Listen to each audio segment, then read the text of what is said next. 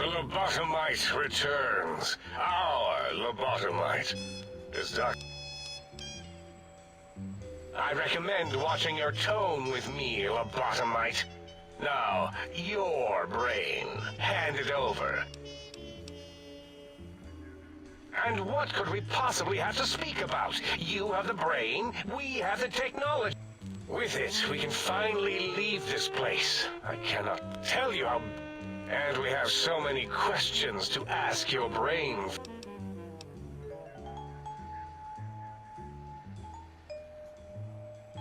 That is the most insane thing I've ever heard. Besides, there's no way...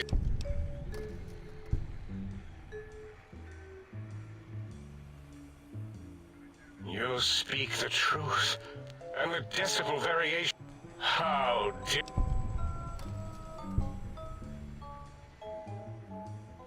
That's no deal! We could have escaped, seen it all for us. Partner with you, my foe, my right... I have a strange sensation. Very well.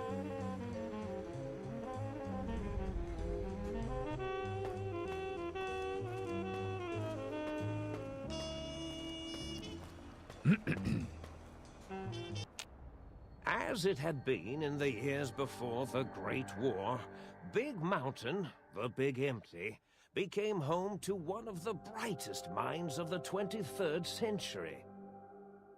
The courier watched over the Big Empty for years to come, caring for it and keeping its discoveries safe until they were needed to help others. Which had always been Big Mountain's purpose. Past the laboratories and science, it had always been intended as a place to build the future of all mankind. The Sync Central Intelligence Unit was impressed by the amount of exploration the courier had undertaken. Facilities believed lost, destroyed, or ones that had simply gotten up and walked to new locations had been rediscovered by its intrepid new master. Internally, the artificial personality debated as to whether it preferred the old management to the new, and concluded that the courier's thorough approach to research and investigation was admirable and worthy of its respect. Dr. Mobius continued his research undisturbed in the Forbidden Zone. As much as he had attempted to create better scorpions, he tried the same with humanity, with considerably less success. These failures didn't bother him overmuch. Once the rush of mentats wore off, he forgot he had failed in any event. After all, the bright young mind who had come to visit him in the Forbidden Zone had already exceeded his expectations. The Sync atop the dome bustled with the voices of a small town, constantly chirping, arguing, and snarling at each other. Still, this all happened productively in the interests of its new owner. The Sync Central Intelligence Unit discovered, despite its inversion code, it was comforted by the sense of community the other personalities gave it. The biological research station, obsessed with seeding everything in sight, requested a transfer to the X-22 Botanical Garden, so that it might, in its own words, sensually fertilize the garden's smooth contours. The garden sent back a polite refusal, saying it had prior commitments with a vault it had helped infect before the war. The book chute continued to devour all seditious materials until it nearly choked on a paperclip.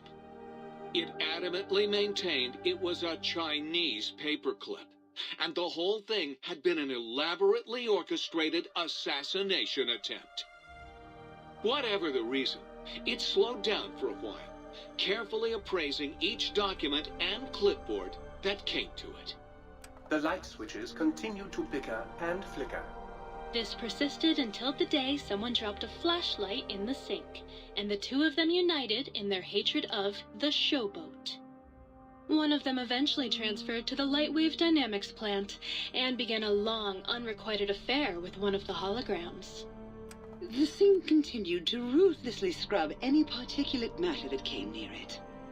Eventually, it gained access to the magneto-hydraulics plant and nearly flooded all the big empty in an attempt to scrub the crater clean. Once it learned of the innovative toxins plant, however, it gained new purpose.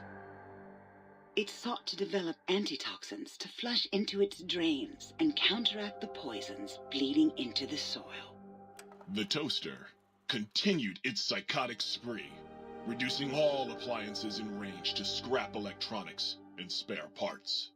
After one of its more psychotic episodes, however, the other Sync personalities decided enough was enough and dumped the toaster in a bathtub. Sparking and hissing, the toaster swore its enemies would rue the day when they had bread and no way to toast it. Muggy did his best to collect coffee cups, although in his quest, he accidentally trapped himself in Higgs Village. It might have been the end for poor Muggy. Except, he found it peaceful there, tidying up the kitchens of the think tank professors back when they had been flesh and bone. Well, except for Dr. O, who was an asshole for having created Muggy in the first place. Muggy left O's house deliberately dirty, punishing the dishes and cups that lived there in blind revenge for serving Dr. O. Blind old Jefferson, with sounds the courier brought him, created a symphonic counter-frequency that saved Big Mountain from sonic invasion in 2910.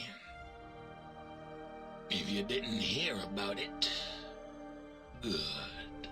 It was rumored by the other personalities that he had a brief fling with the light switches. Although he forgot their names once too often and was soon left in the dark as punishment.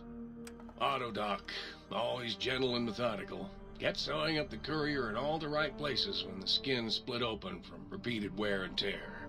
The Autodoc was just glad to have purpose again.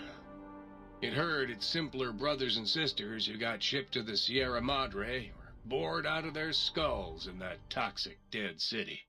In time, the Autodoc found a way to deactivate the Y-17 trauma harnesses, releasing the corpses they had held prisoner for almost 200 years. As the courier ran through the X-8 facility multiple times, the computers analyzed the test subject's movements. Rather than performing a superficial observation, they realized the subject barely knew what communism was, or even what a high school was. This confused them for a time, until the facility finally realized that its research had succeeded. So it let its cyber dogs out into the wastes to help protect small communities from physical aggression rather than communist propaganda.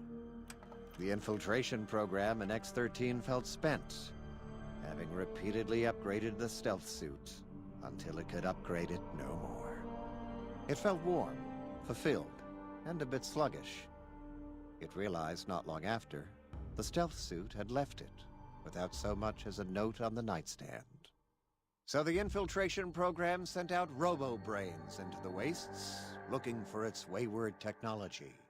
It eventually found Repcon HQ, and set up a new research center, testing and murdering fiends who kept breaking into the facility.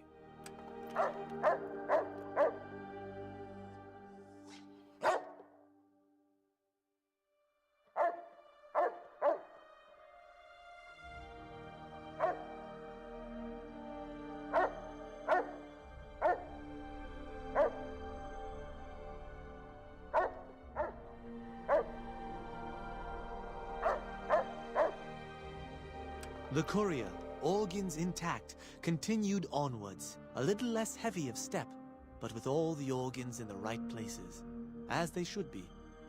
After all, brains can develop a life of their own when left to their own thoughts, and the courier's brain was more clever than most. Dr. Klein and the think tank remained alive, unaware of the world outside.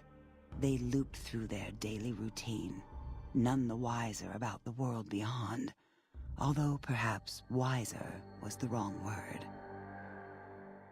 The world outside belonged to the courier, and if anyone would shape it, well, the courier had already called dibs. There is an expression in the wasteland, old world blues. It refers to those so obsessed with the past they can't see the present, much less the future, for what it is. They stare into the what was, eyes like pilot lights, guttering and spent, as the realities of their world continue on around them. Science is a long, steady progression into the future. What may seem a sudden event often isn't felt for years, even centuries to come. In the times following the Second Battle of Hoover Dam, however, old world blues took on a new meaning. Where once it was viewed as a form of sadness, nostalgia, it became an expression describing the potential for the future. It can be easy to see science as evil, technology unchecked as the source of all ills, all misfortunes. With the courier at the helm, science became a beacon for the future. There was old world blues, and new world hope. And hope ruled the day at Big Mountain. We could say more, but the stories in the Big Empty speak for themselves. Now armed with the transportal Ponder, the courier could return to the dome at any time and crack open the secrets of the Big Empty one by one. The sink sat vigilant, waiting for its master to return, shoes covered in Mojave dust. Only one road yet remained, and it was one the courier had to walk alone.